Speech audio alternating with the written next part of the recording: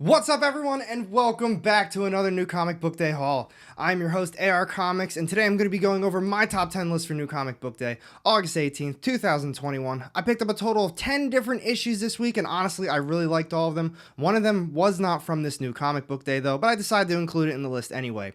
But before I get started off on these new comics, if you are new to the channel, I drop weekly comic book content every Sunday and Thursday that's going to keep you up to date on all of the latest releases. So if you don't want to miss out on that, make sure you hit the subscribe button down low and the little bell to get notified every time I drop new content because you won't regret it. And now, without further ado, let's get started on the new comics this week. So I hope you all had a fantastic New Comic Book Day this week and you enjoyed all the books you've read so far. I'm officially back in Oklahoma. I had a great time visiting my family and friends in Pennsylvania. I saw some really awesome shops. I got some cool stuff for my collection. It was a nice time, but now it's back to work. So as always, I'm going to try to keep this as spoiler-free as possible, but you guys already know sometimes spoilers do happen. I'm going to do my best to keep it spoiler-free though. So to kick this list off first, coming in at number 10 this week, we've got AWA's Moths, issue number 3. This is cover A. And overall, I do really like this series. I think it's very well done. It ties into the Resistance series right now. I thought this issue was extremely okay. So at first, I didn't really know where this series was going to be going because after she got her powers, I liked the first issue, and then the second one was just a great follow-up. But then I thought, where could they really be going because she has a time limit now on how long she's going to be alive, and her powers aren't like everybody else's. They kind of deal with emotions and feelings, and I thought they could take a really cool route with this. And in this issue, they kind of tied that together with the Resistance Uprising series right now, and I thought, all right, this is where it's going to be going. But if you did read this issue, you're going to know what I'm talking about. It felt extremely rushed. And honestly, even though they're tying it together, it felt like it absolutely had no point at all. They gave her this job she was going to do, and she was all about it, and then all of a sudden, it happened and then it was over and it's back to her living her life dealing with her powers. I don't know. Overall, I'm obviously going to be continuing on with this series. It was just one issue. We're halfway done now. I know it's going to get better, but for those reasons, we've got Moths issue number 3 coming in at number 10. Next up on my list this week, we've got coming in at number 9, this is Image's Man-Eaters the Cursed, issue number 2. This is cover A. This was an issue I was really looking forward to. When I initially reviewed the first one, I said, you know, if you had a very light week, definitely check it out. It really wasn't a bad issue. I've never read the first volume of Man-Eaters. I don't think it's tied together, but either way, I went into it with no knowledge.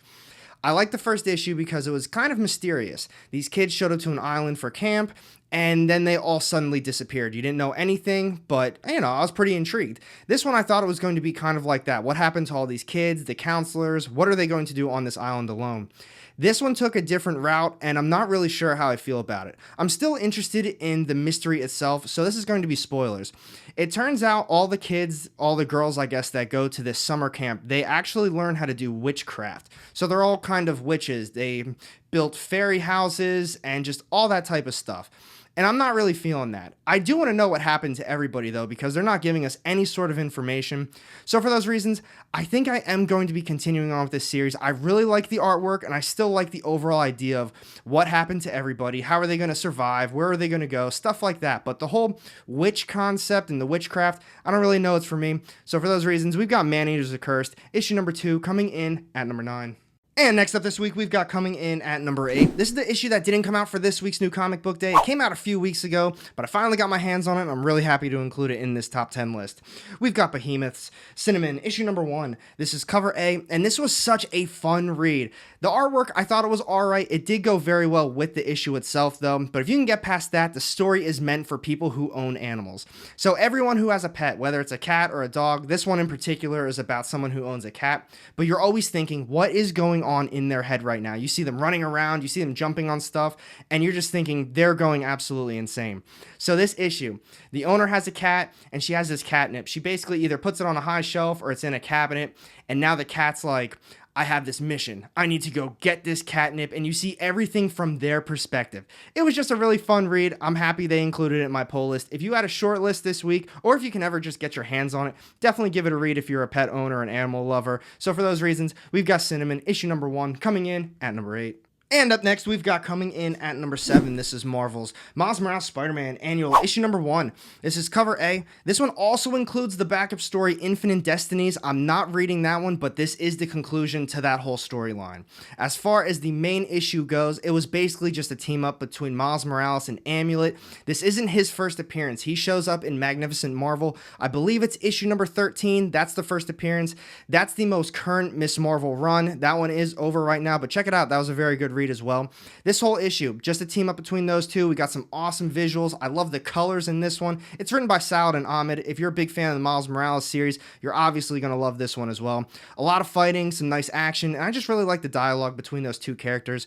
Now, I'm not 100% on this one either, but I believe it is the first time those two characters have ever met each other. So if you're a speculator, definitely pick this one up as well, because Amulet is probably going to show up in the Miss Marvel series, but we'll see how that one goes.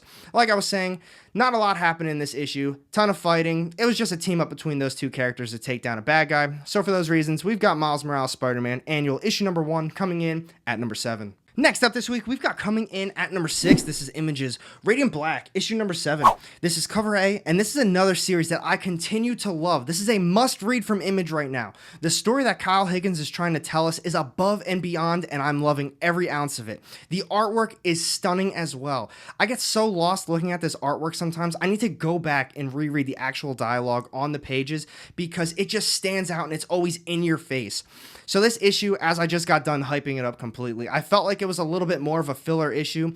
It was complete action. We got a little bit of plot progression as well. But with this issue, it was mainly just all the characters finally coming together and trying to figure out who this villain is, why this villain is trying to kill them, and they're still trying to figure out how to not kill each other and basically work together as a team. Because after everything that's been happening in the last couple issues, some of them didn't even know that there were other Radiant Black superheroes out there, and they thought they were actual villains. But now that was kind of the real plot to this issue, them just kind of talking with each other. They got to see some of their powers as well, and things just went from there. There was a lot more stuff that happened in this issue, but you got to read it for yourself. So for those reasons, we've got Radiant Black, issue number 7, coming in at number 6. And now we're down to the top 5 issues of the week. We've got coming in at number 5 this week. This is Marvel's Moon Knight, issue number 2. This is cover A, and this series continues to be way better than I thought it was going to be. So admittedly, my knowledge of Moon Knight really isn't all there. Probably like a lot of other readers out there, there's not a ton of Moon Knight stuff, and I just really haven't read anything about this character. But as far as this series goes, I feel like you can go into it with no knowledge, and the writers have done a very good job kind of dropping tidbits here and there about who this character really is, what he's about, and kind of where this series is going to be going. So that first issue really set a lot of things up, and we kind of got introduced to a villain at the very end. You don't know who he is, but he was just kind of there, and I thought, all right, well, that's who's going to be in this next issue. But they continued on the same path as the first one, and I love that they're doing it. So we've got him at his little midnight mission office, and someone strolled in with a problem, and that's basically what the entire issue was. I'm not going to be talking about what Moon Knight had to go out and do. I loved it. I actually really loved the story in this one, and the artwork continues to be above and beyond with this series too. That's one thing that really stood out to me. But like I was saying about the issue itself, each issue so far, while they're tied in with each other, it kind of felt more like each issue was its own thing. And at the very end of this one too, they showed that villain again kind of standing off to the side watching him. So I'm interested to see when that character gets introduced. But until that time comes, I'm loving this series. If you're a Marvel fan, you want to know more about Moon Knight as a character, definitely check this one out. So for those reasons, we've got Moon Knight issue number 2 coming in at number 5. Next up this week, we've got coming in at number 4. This is Boom Studios' brand new series, Eat the Rich, issue number 1. This is cover A. Now, I thought this was going to be my top pick of the week. Didn't get it. That doesn't mean I didn't like it, though. I thought this was a fantastic first issue. They did a great job setting up the actual story. The artwork, I thought it was okay. But as far as this story goes, the way it was kind of set up, I feel like they could bring it way past 5 issues. I felt the same way about Eve, but they're going to be finishing that one up in the next issue. So, that's just my opinion. With this one, we've got the two main characters. We got a boyfriend and a girlfriend, and the girlfriend is going to meet the boyfriend's parents for the first time.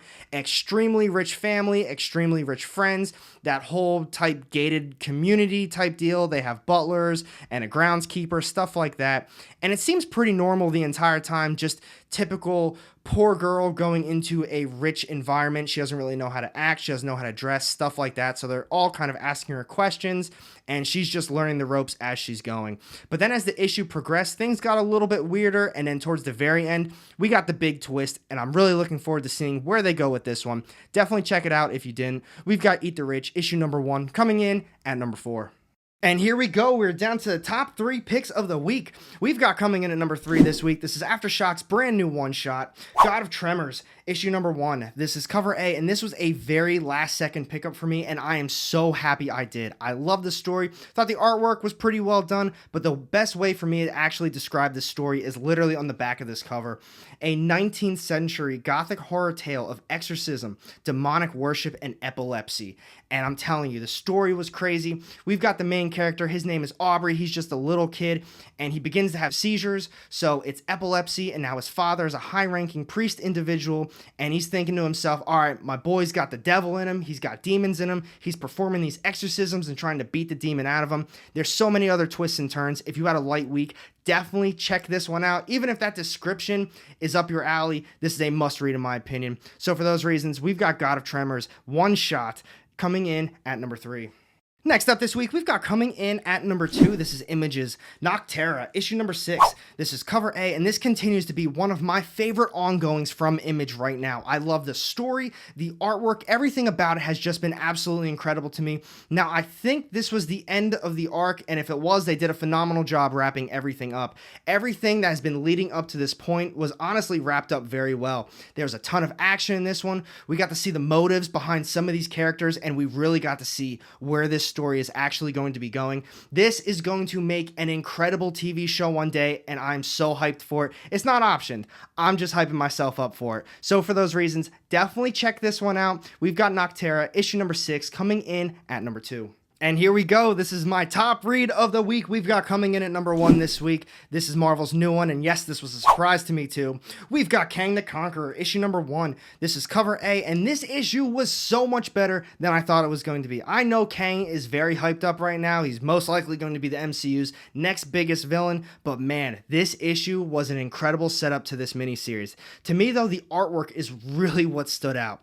So with this issue, even if you don't have any Kang knowledge, this is really going to set a lot of stuff up for you. They give a ton of backstory. The main character is obviously Kang, but we also have Nathaniel Richards, and he's just trying to go out and explore. And Kang shows up, and it's just, let me show you how to be the Kang that you need to be. You're going to learn from my failures. So you've went in time. You see all this different stuff that happened to Kang the Conqueror over the years. You see all of his different personas. But then with this issue, it's got its own little thing going on. This is a must check out. Like I said, the artwork, absolutely stunning. The story, way better than I thought it was going to be. So let me know what you thought about it down low in the comments section, because honestly, while I did love a lot of these issues, this one really stood out as the number 1 top read of the week for me. So for those reasons, we've got Kang the Conqueror, issue number 1, coming in at number 1. So what do you guys think about this week's new comic book day? So many awesome issues. Kang the Conqueror, issue number 1, way better than I thought it was going to be. Hands down, top read of the week, but there were so many other good ones too. Let me know down low in the comments section what your top read of the week was and which ones you think I missed down on. And thank you for watching this video. If you did enjoy it, make sure you hit that thumbs up button. And if you don't want to miss out on any of my upcoming content, go ahead and hit that subscribe button down low and the little bell to get notified every time I drop new content, because you won't regret it. And I've got 2 more videos sitting off the side here with more of my comic book content. Click on one of those, and I'll see you in the next one. Have a great day.